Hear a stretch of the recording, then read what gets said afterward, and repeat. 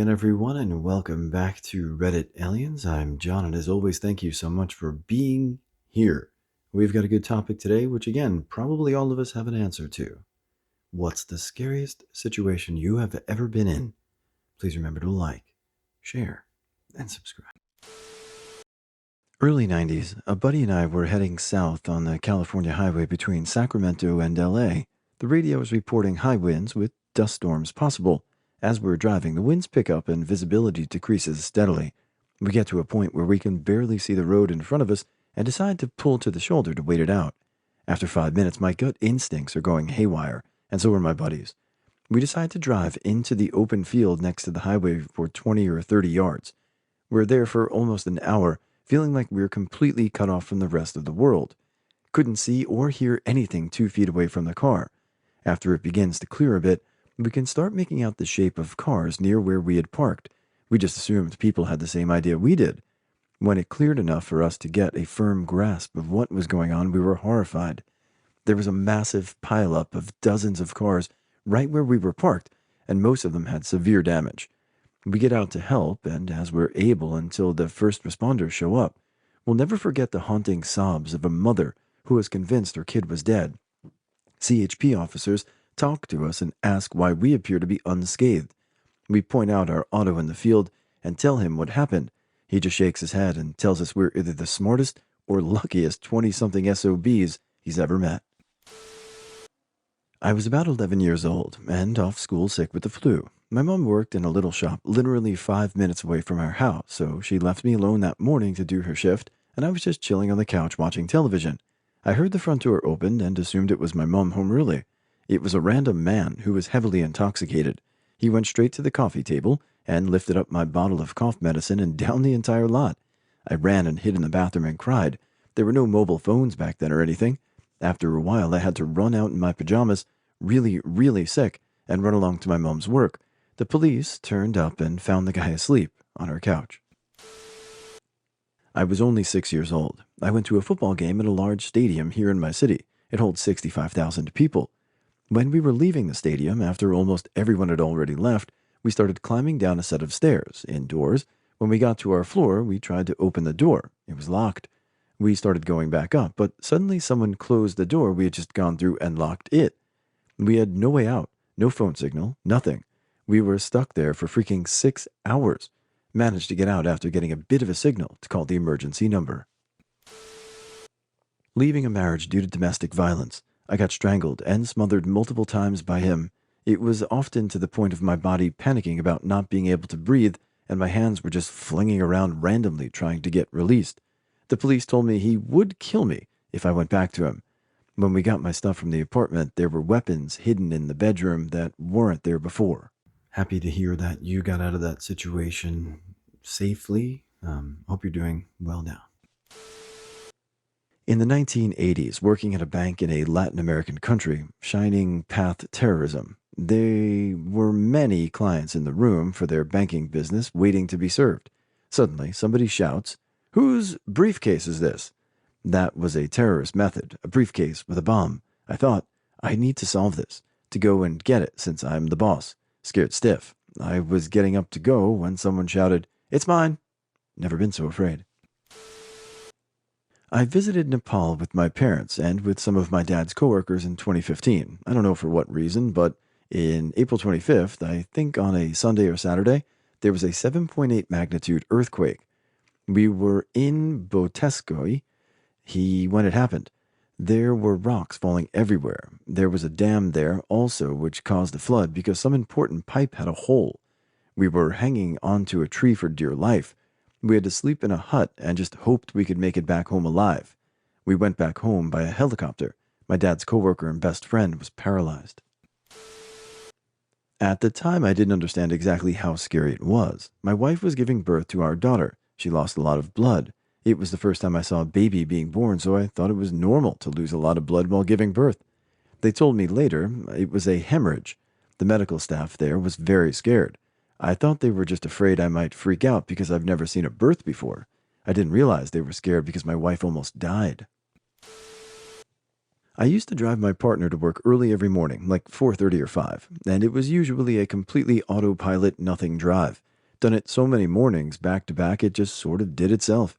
On this morning, it was raining that hard I could barely see a car length in front of the car. Basically zero traffic on the road though, so it was fine. On the way back home, after dropping off my partner, there's a large roundabout that is all full of bushes in the center, so it's pretty hard to see anything coming with much notice. As I come out of the turn, there was a pale woman standing right in the middle of the road in the pouring rain. I swerved to miss her and planted the car in a strip of grass off to the side. As it's idling and I'm trying to figure out what just happened, the passenger door opened and she got inside. It was instantly apparent that she was on some of the finest methamphetamine or similar substance money could apparently buy. She screamed to be driven into town, started ranting about needing to get to a certain motel, which was notorious just factually as somewhere people would go for drugs and sex work. She kept repeating that she had to get home to feed the kids. What do you do with what the F is going on circumstances like that? Drive. I took off again in the car towards where she wanted to go. Within 30 seconds of moving again, it seemed she had entirely forgotten I was there and was talking to herself and repeating sentences over and over again. She looked over at me at one stage and goes, "You know what? I actually don't think I will hurt you," or something along those lines. I was petrified, and after that comment, her whole tone went really dark, and she seemed to be getting pretty escalated. By this point, I'm almost back into town and not far from where she actually wanted to go, so I took an educated gamble and pulled the car over. I said, "We're here," and she jumped in fright. I think she had entirely tuned out where she was and what was going on. I picked up the strap of her bag out of the console and handed it to her. Just said, "Don't forget your bag." And right on cue, she opened the door, stumbled out, and that's that. TLDR became an unintentional Uber for a meth brand ambassador. Feel like it could have gone a bunch of other horrible ways. Almost drowning while whitewater rafting at a theme park. I grew up on a Navy base and learned to swim before I could walk, but there's no fighting those currents. It was a family-style park, but those waivers saying not liable for death weren't kidding. I got thrown from the raft and immediately got slammed into some rocks. Even with a life vest, I was barely keeping above water and got slammed into rocks on both sides. There was an employee who was standing on the side screaming at me to swim for my life as hard as I could to his side to avoid a big drop. When I pulled myself up to the bank, I retched water for a long time, and my friend came over looking shook up. It was only after she asked that I realized both my legs were torn up from my ankles to my knees, and I was dripping blood. 4 years later, and I still have huge scars from the amount of skin that was ripped off from impacting those rocks over and over. Well, I hope you're doing better now, and hopefully you were compensated for that. And a park with a ride that could potentially do that much damage if you weren't doing anything outside of the confines of their safety protocols, like maybe that park's named after you now. About 20 years ago, some friends and I were traveling around NSW in an old Holden station wagon. We were out in the middle of nowhere at night and our car broke down. We were super lucky. A nice couple stopped and offered to drive us to the nearest town to get some help or call an RMA. These were the days before mobile phones, so this was a great offer. Trouble was, there were 4 of us and only 3 seats in the couple's car. After a quick group chat, we decided that the owner of the car and the one man from our group would go with the couple. We reasoned they seemed lovely, but Fred and Rose West were not long out of the news, so we wanted to be careful. Off they went. It was only after the taillights disappeared we realized we were just 2 teenage girls alone in some very dark and isolated country.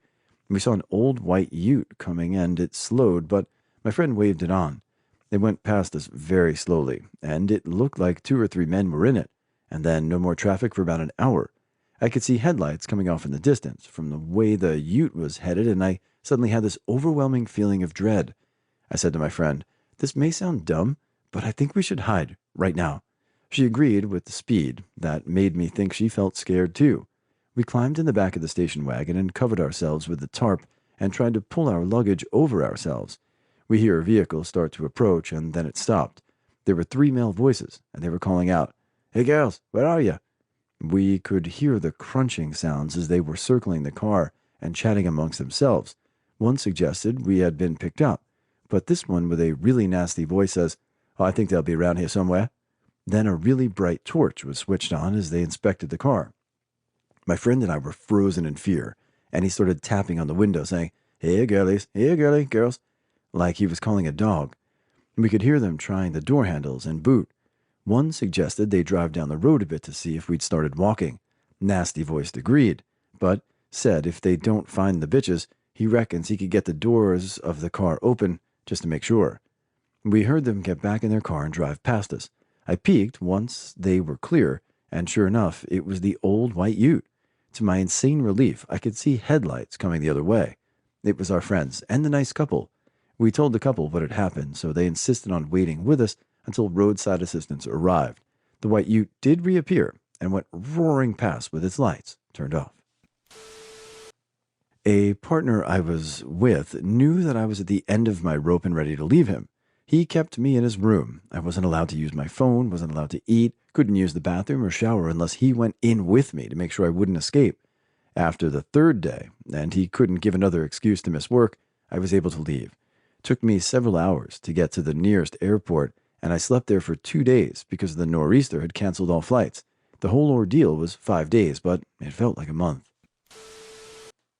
When I was in second grade in the late 80s, a lady neighbor came running to my house banging on the door, and when I let her in, her drunk husband came following behind her screaming. He started banging on the windows of the house and the doors, yelling, "I'm gonna effing kill all of you." The lady didn't want us to call the cops.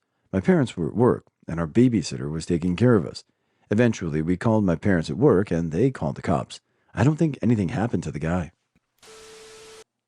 Ooh, I have one. 2 years ago, when COVID was a new thing, I used to go to my dad's place and stay there for weeks. One day, my brother and I went to stay a few days, and my dad arrived with hot dogs. In my country, they were called completos. And in this case, he brought completos italianos.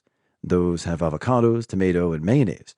So my brother doesn't eat any condiment, mayo, ketchup, etc., and told my dad that he wouldn't eat it, but that he still appreciated it. And my dad went crazy, started screaming that he was an ungrateful child that wasted food and stuff like that, and then began with insults. So I stepped in to stop it because I didn't like what he was saying, and then he got even more mad and threw a glass at me. It crashed on the floor, and I swear that I've never been more scared in my life. He then looked dead in my eyes. I went to my room, grabbed me and my brother's stuff, and we both decided to go back to our house. A year later, I learned that my dad was addicted to X and Y things, and that added more sense to what happened.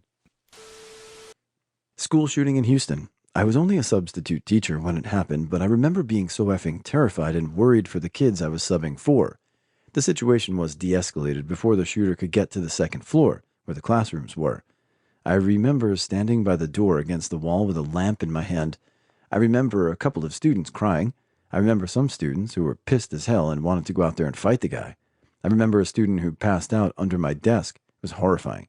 I never want to be in one of those situations again, and my heart goes out to the others who have been in the same position as me. Substitute or not, your human instincts kicked in, and you kept those kids safe, and you did what you were supposed to. So glad it all worked out for the people that you could control. Terrible for everyone else that has to suffer something like that. Night terror. A few months ago, I woke up to loud screaming and crying. I rushed to my then 3-year-old daughter's bedroom with my wife and took her out from the crib to stop her screaming.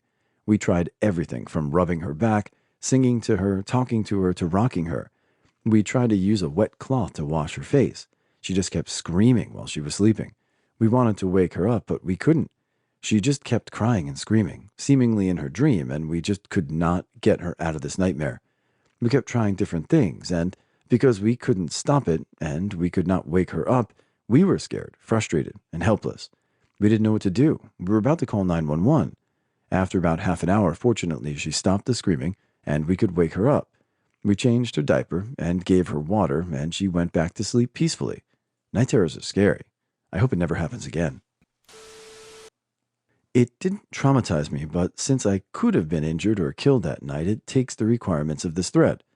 Getting off of a ferry from a friend's party in downtown, I planned on walking alone until my home, but bad time of the year, the carnival was effing crazy out there, totally sexualized with the worst scum of the earth, trying to man up people who dare cross their eyes until getting stabbed or shot. And unfortunately, there was no other way back home. I was in the middle of this, so a lot of them sized me up into a staring contest, especially one who had his face 10 centimeters from mine, just waiting for me to look at him or do the slightest bad move. All I kept focusing on is, Look for ahead and do not run. Do not even look on your side. This dangerous guy followed me for 1 minute, staring at me, and I went back home. At least 2 people were shot and killed that night.